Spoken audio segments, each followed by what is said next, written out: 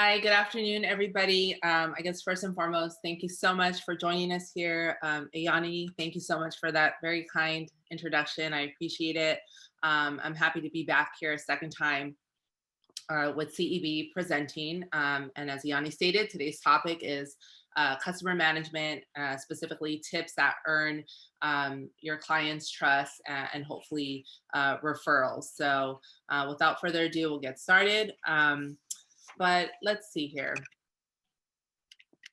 I would say today's topic of earning trust and referrals from our clients in its most fundamental way really boils down to client satisfaction, right? And we'll discuss these things in further detail later, but really, I think from the moment that someone becomes a potential client, right, the moment they reach out to us or our firms, the moment that hopefully they decide that we are a good fit for one another and engage and begin the representation stage, that's yet another opportunity to bring great customer service and client happiness. And then I think really the true test comes at the conclusion of representation once we've hopefully completed what we set out to do for our clients in terms of how we made them feel throughout the representation, hopefully, in the event of a court or litigated matter, hopefully the intended outcome or result occurred for the clients and for ourselves, right? But we know that's not always possible. So I think in that situation, it's did we do everything, we could to make it happen, right? And then, beyond that, right? A year, two down the road, if this same client needs similar or other services, do they come to you? Are they willing to come to you? If their family and friends need similar services, are they sending them to you, right? Again, we will get into these different areas in more detail later this afternoon, but as to that true test at the conclusion of representation, I have found it very interesting sometimes that clients will often think of you for whatever legal issue their friends or family might have, just because hopefully they had such a great experience with you, right? It might not even be your wheelhouse or your practice area, but they trust you that much where even if you can't do it, they're hoping that you might know somebody that can. All right.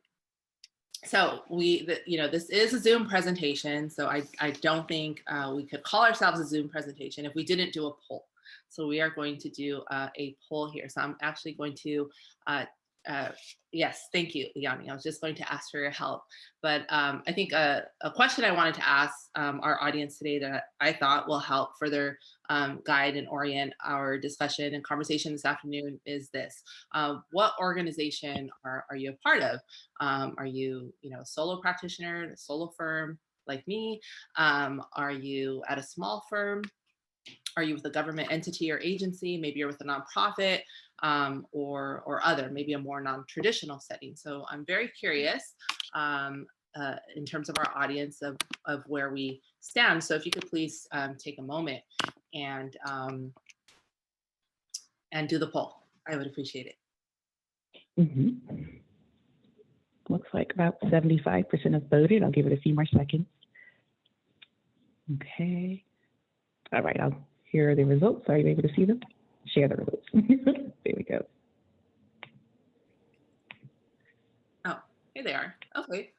All right. Wow. Okay. So it's kind of what I thought we would end up with. So we have here 70% of our participants are solos, solo practitioners. We have about 22% at small firms, and then 7% other.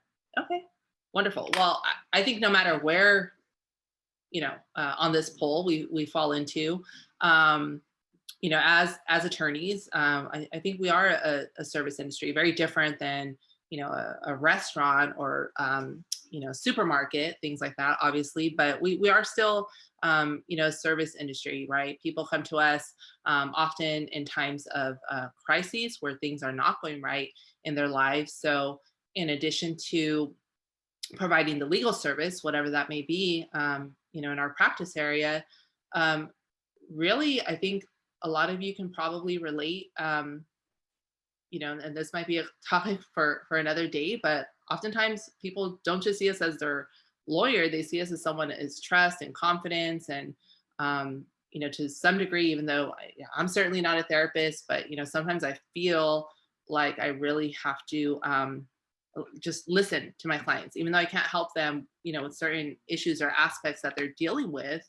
as a result of their legal issue. It is still, as an attorney, I'm still expected, to listen and just provide that support, that service, make them feel comfortable, whenever they're interacting with me or my firm. So thank you for taking that poll, because I do think it helps guide our discussion today. So without further ado, we will carry on.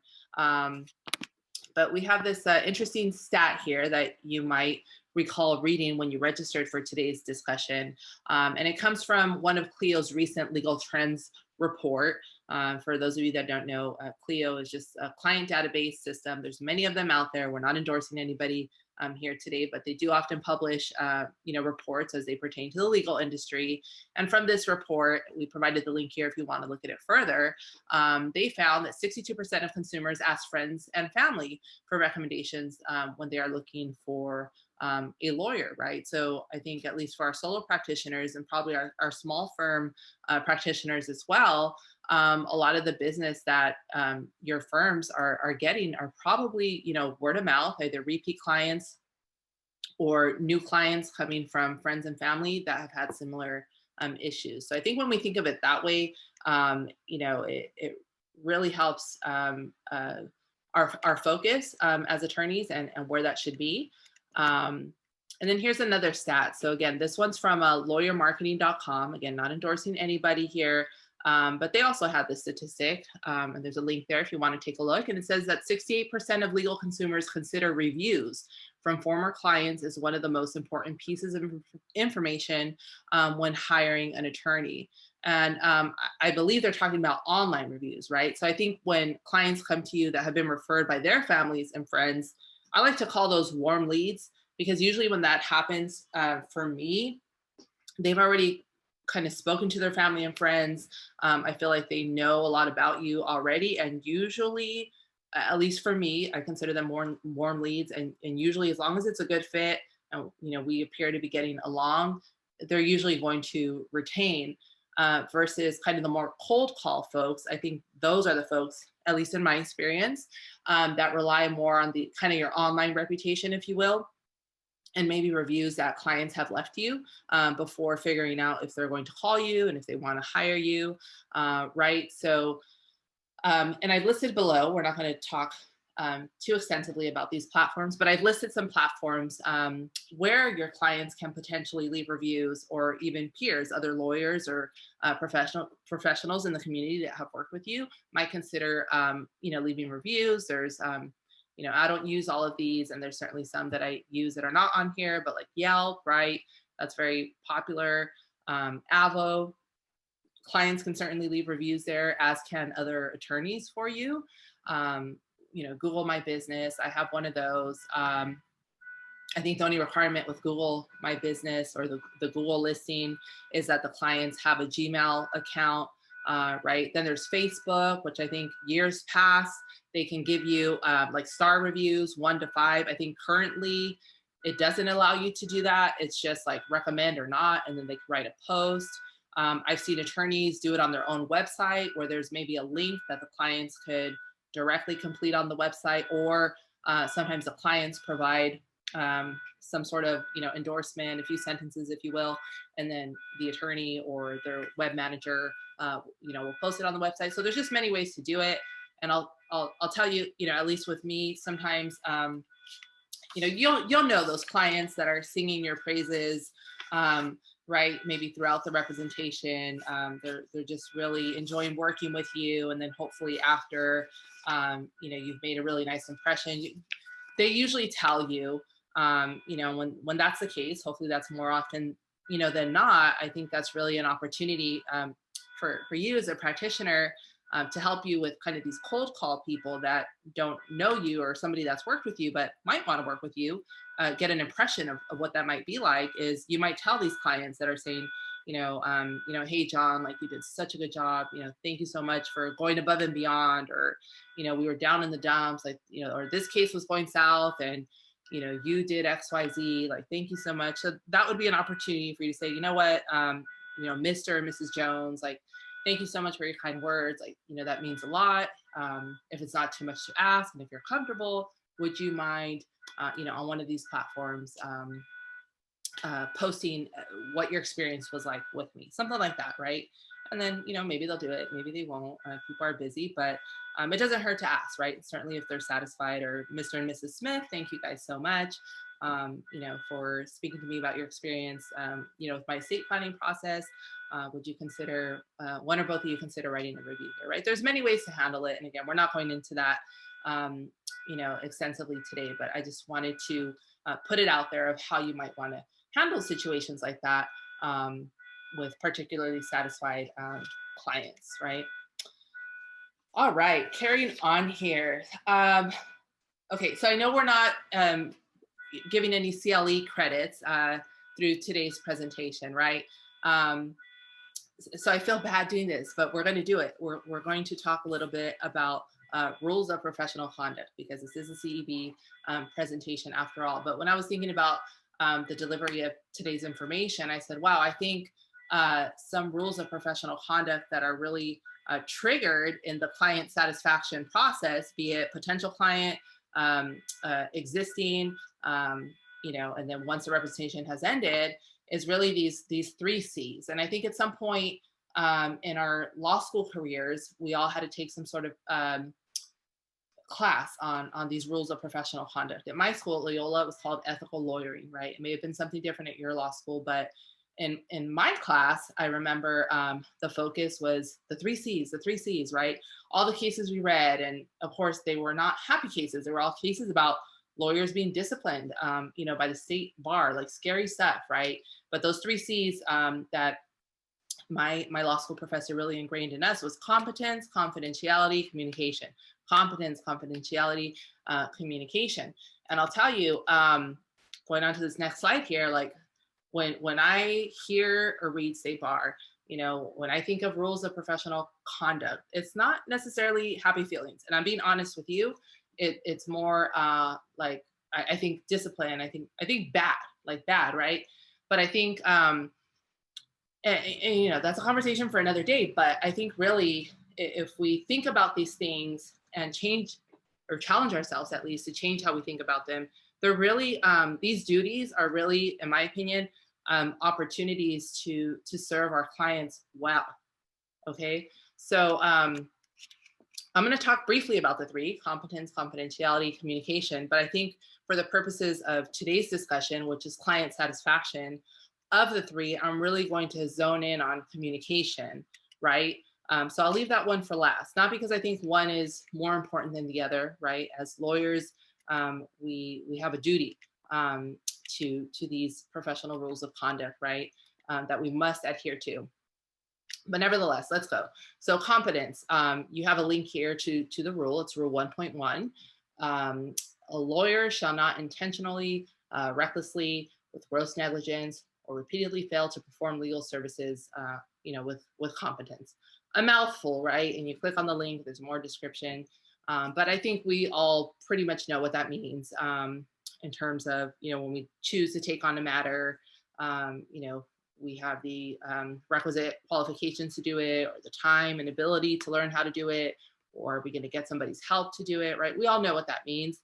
I would say in addition, that usually when people are coming to you, I think particularly with a contested or litigated matter, they also want to see, a confident attorney, somebody that not only knows the law, but really feels that they do, and that feels comfortable in XYZ scenarios, right? Because we all know that nothing is guaranteed, especially with court and contested litigated cases. But if we're confident in our ability, I think that's really going to transpire to the client. They're going to feel it, see it, and that matters here too. Confidentiality. I mentioned this one because we know as lawyers, Rule 3-100, we know what that means, right? We don't divulge our clients' information without their permission. But I guess for me, it comes up, or I at least like to mention it to my clients and potential clients, because so again, my focus area is estate planning, and then in the court side, I do probate. So I do a lot of guardianships, conservatorships, and then obviously probates for folks that pass intestate without an estate plan. So sometimes maybe I've drafted an estate plan for somebody, and then they're referring a friend or a family member. So I like to let the former client know, hey, first of all, obviously I appreciate the referral, the recommendation. I appreciate you working for me. I appreciate you thinking of me, and I hope this connection is mutually beneficial. Like, I'll do everything I can to help the person you're sending my way, right? I make sure to do that. That's important. But I also let them know, if I do end up working with this person, the information that you shared with me throughout your representation is not going to be shared with them, and vice versa. Anything they share with me is not going to be shared with you. I just feel we know that as lawyers, but I think clients don't, right? They didn't have to go to law school. They didn't have to take the bar. So I think that kind of puts people at ease, because I think throughout, and everybody's practice area is distinct and different, but for each area, there's very sensitive information that can come out. So I think that oftentimes puts clients at ease, right? Either prospective or past. So I think it's important to mention that to clients. And on that note, I do sometimes in my agreements, and I point this out to my clients, depending on the case type, I'll include some clauses, a few sentences saying, or requesting that the client give me permission, in the event that there's some sort of nuance, unexpected nuance in the case, to give me permission to essentially bounce ideas off of other colleagues without divulging personal information about my client, but just maybe some facts about the case that have become a little complicated, just to get ideas. So I like to get that permission from clients up front. I think especially as small solo practitioners, small firm attorneys, where we maybe don't have handfuls of associates down the hall to bump ideas off of. I think something like that is prudent. I feel at least like I'm doing, my ethical duty here. Again, I don't divulge personal information without their permission, but if I want to generally speak to a colleague about a matter that's maybe a little more complex than the usual, I like to have that clause, because then I feel comfortable doing it. So it's just something to consider. So again, competence, confidentiality, very important in this process of making your clients, feel good. It's really a feeling. How do they feel, when they're working with you and your firm, right? You're a professional. You want to convey that to them. And here we go. Communication, I think, is the biggest one. Rule 3-500. This is part A, right? A member shall keep a client reasonably informed about significant developments relating to the employment of representation, including promptly complying with reasonable requests for information and copies of significant documents when necessary to keep the client so informed. Okay, very, very broad. Very, very general, but I think we all know what it means. I think we've all certainly read, many cases in law school and maybe after about situations where, folks were disciplined on these grounds, and you have the link there. I was trying to find for you because I remember in law school in my ethical lawyering class, I'm like 95% certain that my professor said that most of the complaints that came into the state bar were because of communication, believe it or not.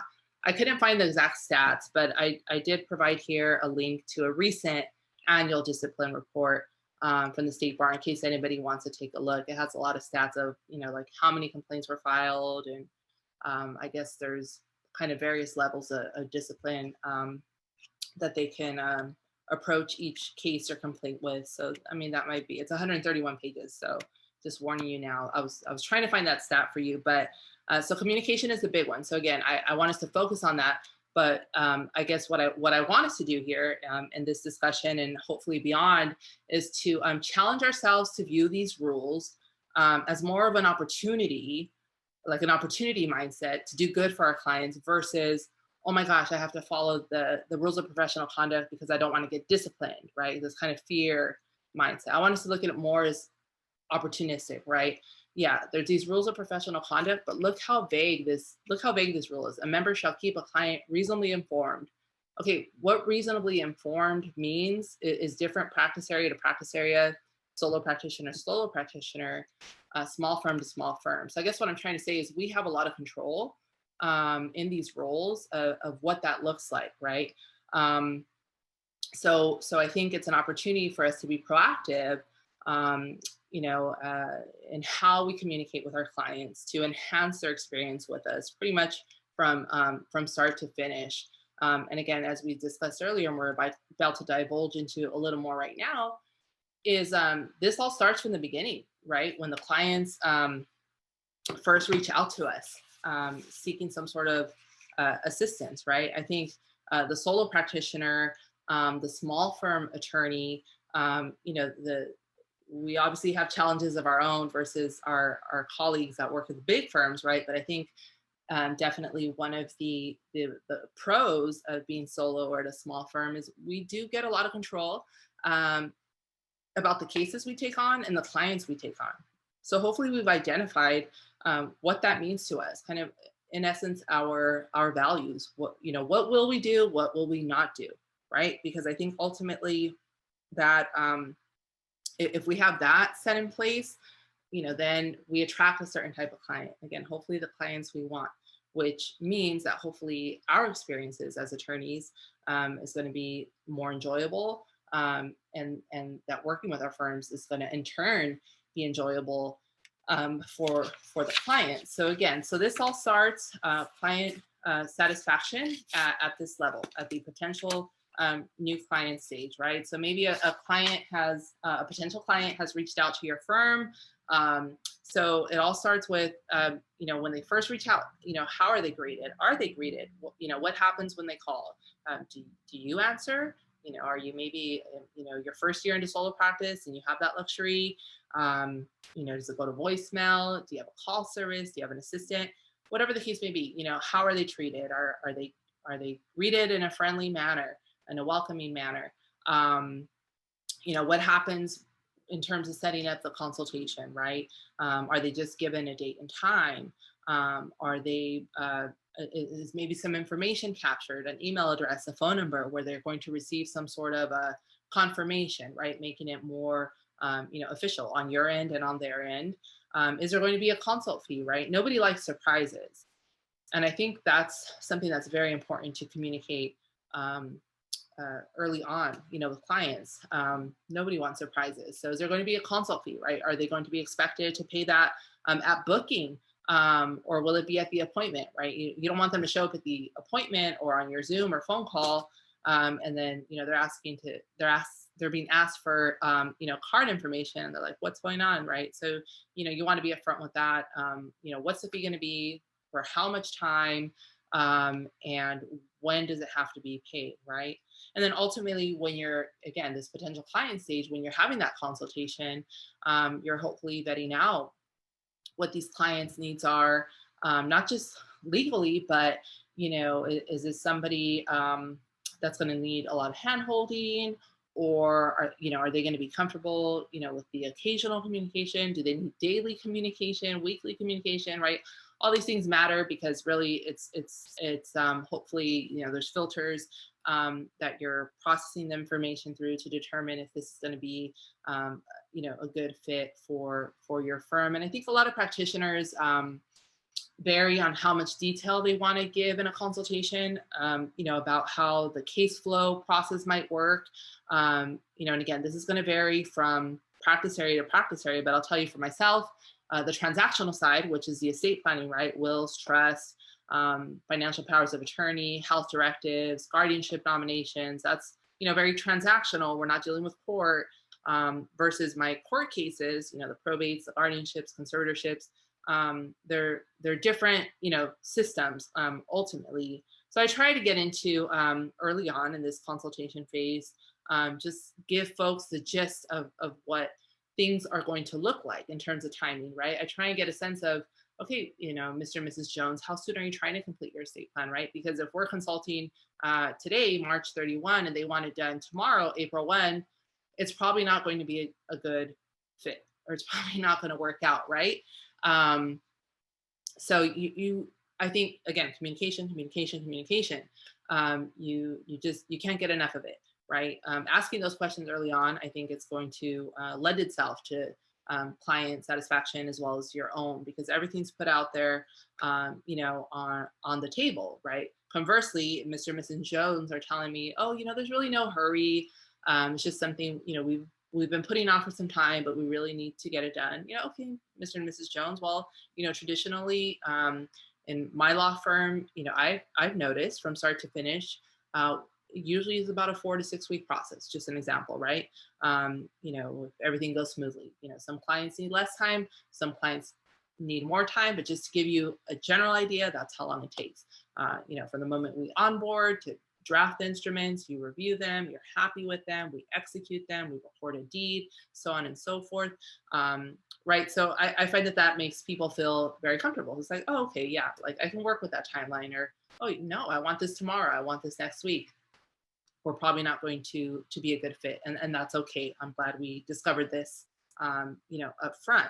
Versus the court cases. I have to have a similar conversation, with folks too. I think especially right now with COVID. And again, that's going to vary practice area to practice area. But I'll tell you, with my guardianship cases, for instance, from start to finish pre-COVID, I could usually wrap one up in about 8 to 10 weeks. From the moment I file, so if I file today, March 31, end of May, maybe the first couple weeks of June, we would be done with the case, assuming it's uncontested. But with COVID, from the moment we file to the moment we have a permanent hearing on the guardianship, it's taking a good 5 to 6 months. A contested case, longer. So it's very important, so in the case of clients that are being referred by former clients, right, that's very important for me to just put out there at the outset, right? And again, that's avoiding disappointment down the road. We're like, well, wait a minute, for Mary or Joseph, you did it in 2 months. Why is my case taking? Why aren't we even in court? And we're like 5, 6 months out. It's like, oh, well, this is why. There's currently backlogs, and the court's dealing with cases they had to postpone. Therefore, ours is just kind of next in line, right? So just communicating up front, how long the case is going to take, whether it's transactional, or a court case. And in a similar vein, the money part, what's the financial, right? There's a time investment. What's the financial investment going to be? You want to set this all out at that potential client stage, again, because you're trying to determine, fit, and if you're going to be happy working with them, if they're going to be happy working with you. So in the event of a flat fee, and this is something I'm constantly refining with flat fees, if I charge you a flat fee, the case is going to take this amount of time. Does that mean I'm available around the clock? Again, how often are you going to hear from me? Because if it's a flat fee, it's 6, 7 month case, it's probably not fair, if they're going to want kind of daily updates or weekly updates, because there's maybe not going to be that sort of movement, in the case. But I know some practitioners, for instance, that they just kind of commit to monthly sending out an email or a letter saying, hey, or they tell the clients, every month you'll hear something. Even if there hasn't been any movement in your case, you will hear something. Just to even say that your case is pending, there's nothing new, right? So you need to determine that, in the event of an hourly case, you need to be upfront with them in terms of how much you're going to charge for retainer. When are you going to require them to replenish that retainer, right? Once it falls down to what amount, are they going to then have to give you enough to get back to whatever they deposited? That's a very important conversation to have, with court cases up front, and are they up for it, over the long haul? So a lot of things, then the agreement, hey, it's going to come to you electronically, the link for payment, whether it's flat fee or hourly, whatever the case may be, that's also going to come to you electronically. Are you able to facilitate, safely in-person meetings right now with COVID? All that is so important, because everybody, is kind of, yes, we're kind of, there's vaccines and everything, but everybody's approaching the situation differently. And then hopefully once you get into the client representation stage, that's just a further, again, being a positive mindset here, that's just another opportunity to provide, great customer service, right? You did a great job at the potential client stage. You guys were a good fit. now you're full blown, representing them, right? So I think one thing that helps me, when I'm operating at 100, 110%, and I know for many of us, right now with the pandemic, it's for myself, if I'm being honest, the pandemic has just thrown a wrench in some of my, systems and processes, and I'm sure for many of you as well. So it's just been this constant process of adapting and refining and, doing the best we can. For our clients. But typically, I think what helps me earn my clients' trust and satisfaction throughout the representation phase is, once we engage, so once they do the agreement, process the payment, whatever it's going to be, flat fee, hourly, we get over that. And immediately, I try to start working on the case, right? So that means, in the event of an estate plan. Just making sure my battery doesn't die on me here, folks. Give me a quick second. In the event of an estate plan, I am going to right away. Here. I'm going to right away begin the drafting stages. Right, the moment the client engages me, I start right away. Right away, hopefully within days, because I want to keep the process, moving forward. I want to keep the process moving forward, and I want them, to feel good, to feel comfortable about everything. And in my experience, that helps. With the court cases, it's a similar thing. Once we've agreed to work together, it's very important to me to start drafting, the petitions. If we need declarations, we start doing that. A lot of my clients are monolingual Spanish speaking, so it's also very important to get some items oftentimes translated for the court, right? So there's all these steps that we have to do, and the sooner that I can start that, I think that keeps everybody happy. Some people are very comfortable just signing an agreement, making a payment, and then they say, okay, so you'll call me, when we're going to start the case. It's like, no, we're going to set up right now, 2 hours or 3 hours, whatever the case may be, to start putting your petition together or to start putting your estate plan together. So right away, I think working on the case, as soon as you're able or your team is able to, whatever system processes you have, that's going to keep everything moving forward, it is going to, I think, lend itself to a more positive, experience for your client. And that just continues through, hey, on the estate planning front, your drafts are done, here's something for you to review. Hey, are you comfortable with the drafts? Do you want to schedule a time, to talk by video, by phone, about any questions you have, and then once you get to that phase, hey, how's the review process going? Hey, everything looks good. Let's move forward. Okay, let's schedule our final review and signing meeting. Everything up until the end. And going back, since we're on this topic, the potential client stage, I don't do this at this time, but I do know other colleagues, for instance, that they say, potential client should never leave your office without any office swag, right? So they'll give a pen or something like that. So, again, I don't do that at this time, but just something to consider, things that peers are doing out there to help themselves, stand out. But again, during the representation, I think there's just plenty of opportunity for communication, and keeping your client informed of their case that you could do. That's going to help keep them, hopefully happy with you, no matter what's going on with the case. And, again, that state bar rule communication, it's very vague and broad. And certainly times, technology, things like that have changed dramatically from when those rules first came into existence. And yes, then there's communication and media and, cyber interception, all these other issues that we're dealing with as we continue to evolve technologically. But all that to say, what I'm trying to say is there's many ways and mediums for you on how you choose to best communicate with your clients, right? Are you going to call them, email them, text them, send them a letter, snail mail? I mean, the list goes on. Really, it does. I think depending on what stage in the event of the solo practitioners, what stage of your solo practice you're in. Um, it's going to vary greatly in terms of the capacity you have.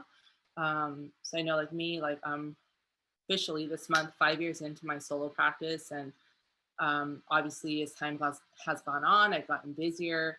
But for me, I think part of my branding that's been very important to me is just that personal high touch interaction, with my clients. If that makes sense, like when they hire me, like they really get me.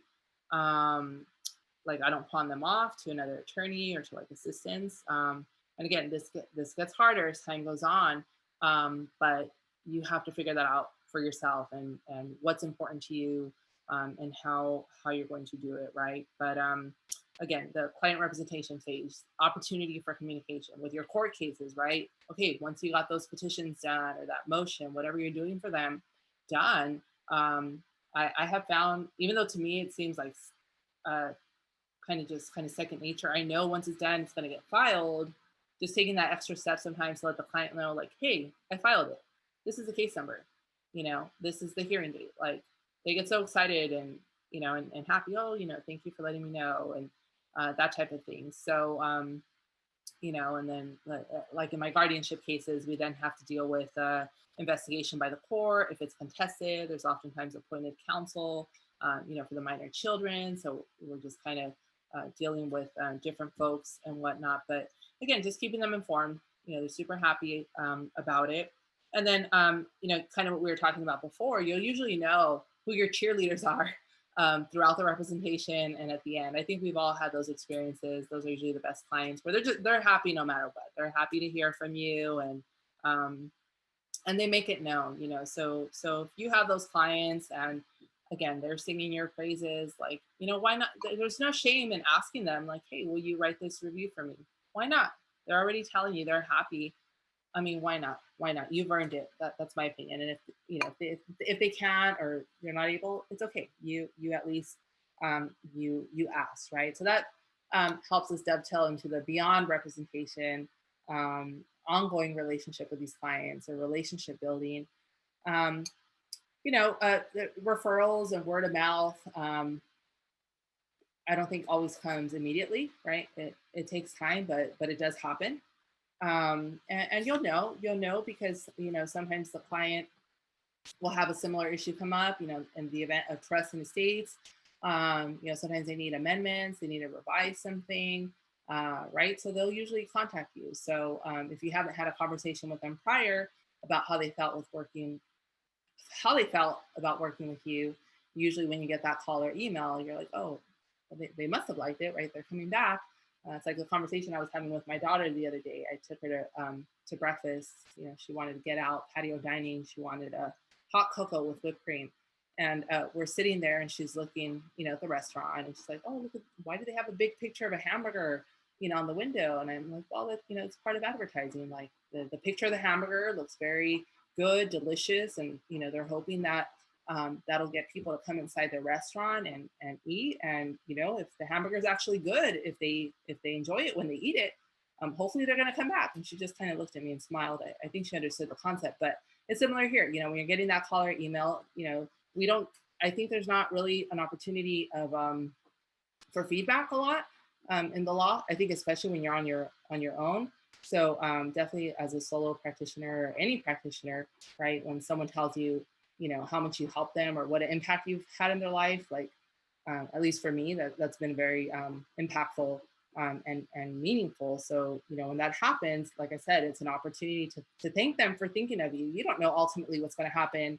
If you're going to be able to represent them in this new matter, or if you're going to be able to help the friend or family member they're sending your way, maybe because you're at capacity, or maybe it's again something outside of your practice area, but you're going to thank them, right? Hopefully you're going to thank them. You're going to nurture that relationship, say thank you for thinking of me.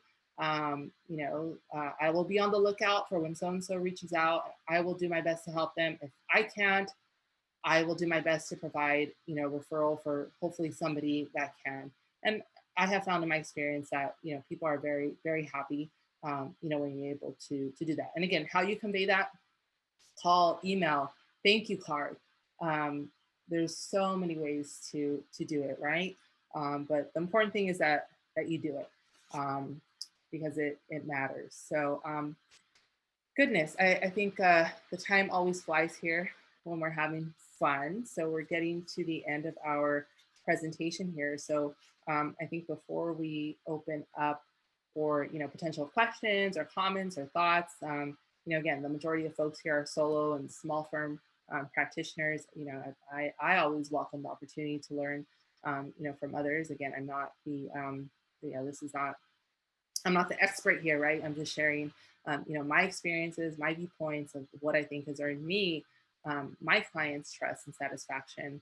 So I think, some takeaways. I hope that you have gotten this afternoon are to just really not underestimate the importance of respect, kindness, and humility. Really, um, I can tell you.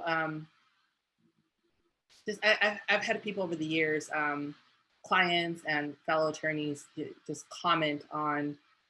I think the media does a good job enough of maybe not always portraying attorneys in the brightest light, right? We've all heard those attorney jokes, right?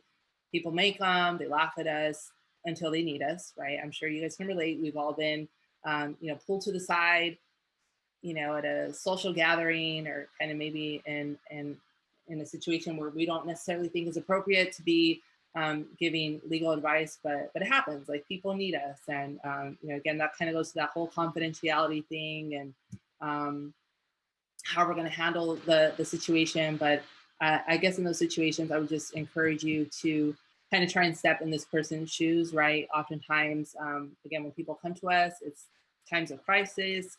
They've oftentimes never dealt with an attorney, but I've had some of my clients, like monolingual Spanish speaking clients, with immigration law needs, tell me, like, I've been duped by an immigration lawyer. Like, they just took my money, and like, they didn't do anything. They never filed a case, this, that, the other. So just really stepping into their shoes, and again, making them feel comfortable. Okay, well, in this case, we're starting your case today or tomorrow. We're going to file it in a couple of weeks, right? Just kind of giving them, that reassurance, kindness. I'm dealing with a highly contested matter, a guardianship matter right now. And my clients, they are grandparents to the children in question, and they're very nervous about the situation. So again, as a practitioner, it's not just looking at the legal component, but okay, client, on a very personal level. Like, for me, it's been helpful to guide them just by saying, what is your biggest fear, right? And then taking that and then kind of talking them down. And it's been very, very helpful. Again, I'm not a therapist, right? But just that human connection, that, that humility. They're human. This is a complicated case, complicated issue. How can I help them with this fear that's lingering, hanging over their head, best understand, where this case is headed and why. Right. So that's very important to me. So respect, kindness, humility. I think it's going to earn you not only trust and referrals, from your clients, hopefully for many years to come, but also from your colleagues. Don't underestimate, I know law school, everyone's experience is different, but it's also known to be very, cutthroat, right? And then here we are, the majority of us solo practitioners working on our own. So just really lending out a hand to colleagues when they need it. I'll tell you, in one of my court cases, I also have taken court-appointed cases from the probate volunteer panel. And in one of my cases, this was over a year ago, it was a very contested case, very contentious. I was appointed to represent the proposed conservatee, who was a woman in her late 90s. And here's me, just solo practitioner, and then the firm on the other side representing the petitioners for the conservatorship. We're a bigger firm, prominent, respected firm. Contentious case. I remember at one of our hearings, we needed to do some sort of stipulation. And because I'm a solo and many of us are very resourceful, I walk around with a tote, and oftentimes in my tote, I have a tablet, I have a portable printer. I mean, we have to be, right? We have to be ready to work wherever we can. So with the stipulation, I was literally able to pull out my my portable printer and pretty much do opposing counsel a favor, print everything, and like just get it done. Um, and I didn't think anything of it. Like I try to be nice, like when I can, because I hope someone will do the same for me, right? But a few months later, that firm actually reached out to me about a guardianship case that they could not take because they knew I do a lot of those. They sent me the business, and that client hired. That client hired. So don't underestimate the importance of respect, kindness, and humility. It really matters. But thank you, and we will now open up the floor for any questions, comments, Looks like we have one question. They asked, could you elaborate on that clause you said you include in your representation agreement that enables you to get permission from a client to disclose general info to other attorneys to bounce ideas off of them about the client's case? And is there a name for that type of clause? Yeah, let's see. I would be happy to share it. I don't have it, in front of me.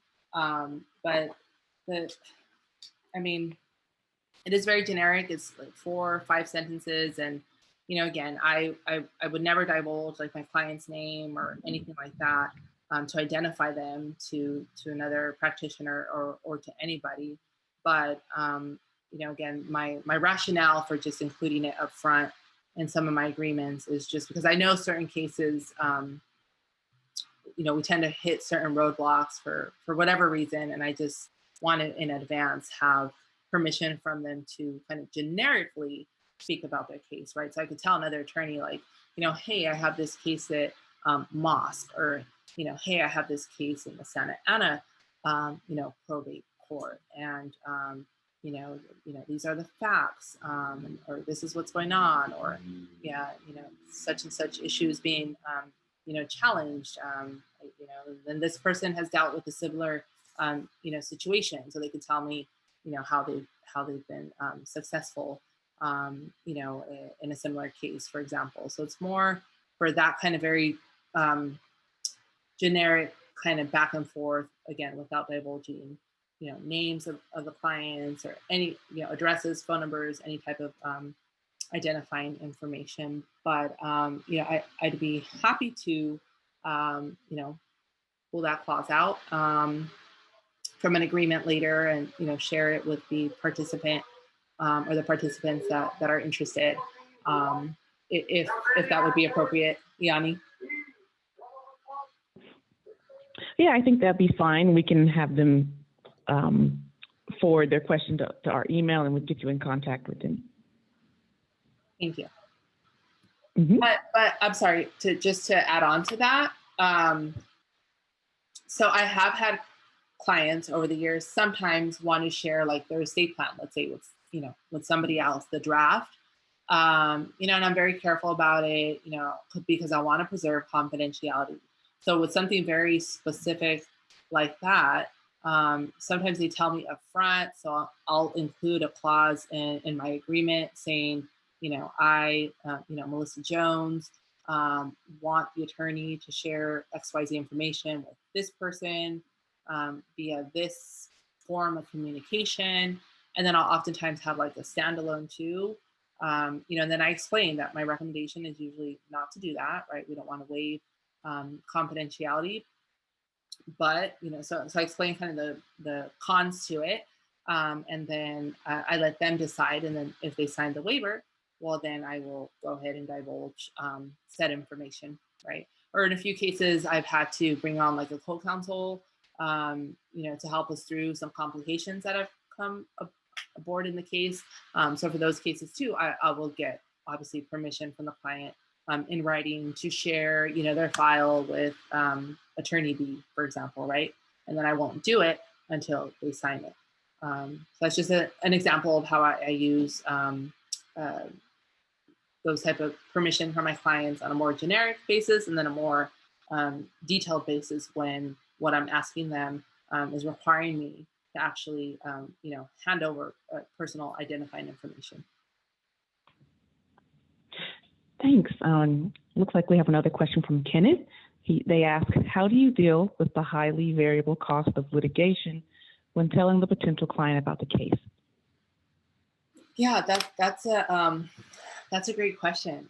So really, I mean, to be truthful, I'm just very careful with the cases I take on that involve any litigation because I am like tiny and mighty, right? So I'm very careful with that. Um, but I try to explain to them. Obviously, there's these upfront, filing costs with the court. These are my legal costs. If in the case of a guardianship, let's say, if it ends up not being, contested, it'll be done in this time. But if it ends up being contested, somebody files a competing petition, or even just some sort of declaration in opposition of the guardianship, let's say, that could trigger additional hearings. I mean, a trial even, right? If it goes that far, right? If we're unable to reach some sort of resolution, with the other side. So really, it's just again, having that conversation is early on is when they're potential clients is so important. Okay, client, like if it's not contested, this is what the cost will be. But if we end up having to do discovery, in a trial, then right, we tell them this converts to an hourly case, and at that point, if we're being asked for discovery, you're going to have to put down XYZ. Retainer for us to move forward. Are you able to handle that? Some people are going to say, no, or I haven't really, thought that through, or even just the emotional, investment, right? That comes along with some of these cases. So for me, I'm very careful with it, and kind of the extent for me would be, those probate cases where people are dying intestacy, the guardianship cases where oftentimes one or both parents are deceased, and someone other than the parent is stepping in to care for the child, grandparents often, aunts, uncles, family, friends, but it can get very contested. If there weren't any guardianship nominations left behind, and in that event, if there's a lot of disagreement of who should care for the children, it could be a full-blown, I like to call it the other family law, truthfully, but I limit myself to how many of those cases I take, because it can be very challenging on my schedule. So there's that, and then obviously, conservatorship cases, which is for the folks that are 18 and over too, that can be very contested, right? Oftentimes they don't have an estate plan set up. They're all of a sudden incapacitated. So a family member is petitioning the court to get orders to be the conservator of the person, to make kind of the day-to-day decisions, but maybe also seeking an order to be conservator of the estate to manage the finances. So again, in those situations, oftentimes it's my court-appointed cases that are the contested ones. So I do have a few in the pipeline that might be going to trial. We haven't had to go to trial on any of these yet because they usually, settle beforehand, but it's certainly a possibility. So with the court-appointed cases, I really don't have control other than to just to go with the flow and do the best I can. We've got one more question, and this was probably the last one that we'll have time for. They ask, how long were you in solo practice before most or a large chunk of your new business came from former client referrals? Good question. So again, I just hit my 5-year mark of solo practice this month, March. Before that, I worked for a nonprofit for a year, just 1 year. So the majority of my time as a practicing attorney has been as a solo practitioner. I would say actually very early on in the practice, I was getting referrals from some of my colleagues that I had worked with in that 1 year in the nonprofit arena. Because a lot of those nonprofits were doing guardianship. So they heard, hey, we heard you're on your own. Do you want some of these cases? And I'm like, yeah. So my first few came that way. In terms of actual clients, I would say it took about a year or two. And then now, I have some like my guardianship clients, they'll have, family members in a similar situation. And, They'll call me. There's an attorney down the street that she just happens to come across a lot of people that need that type of help, and she'll send them to me. So I think we oftentimes underestimate too, our colleagues, our peers, other lawyers. Really, other lawyers are an excellent, referral source. Sometimes in your practice area, there's niches, within. Um, so it helps to really, I think, focus in and zone in on certain areas, because people will remember you for it. And, in the case of like this firm, the example I gave, they don't really like to touch guardianships. They're like, we're not going to deal with it. And honestly, it wasn't something overly complex, but they didn't want to deal with it. And I'm used to dealing with it. So they sent it to me. But yeah, in terms of actual clients, I would say it took about a year or two. And I think now, like, having finished year 4 or 5, whatever, like, it's happening more, where like at least clients that I've drafted estate plans for, now they're coming back because they need revisions, right? And they're definitely sending, friends and family, um, my way. It takes time. It's not overnight. But you have to put yourself out there.